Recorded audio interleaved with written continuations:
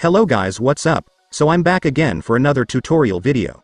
So in this video, I will gonna show you how you can turn on dark mode on Discord, so if you are interested then keep on watching.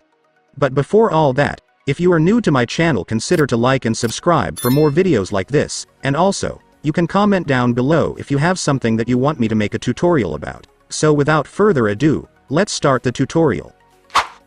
So to turn on your Discord dark mode, it's actually pretty easy, just follow what I'm gonna do. So for the first step, you will need to go to your Discord settings. So to do that, just click the settings icon beside your profile at the bottom.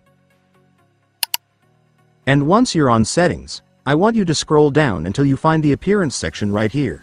Once you've found it, just go and click it. And here in the appearance section, you will now be able to see the theme option, which is where you can select the appearance theme for your Discord. You will see many options here for your theme, but to turn your Discord into dark mode, you must select the dark one.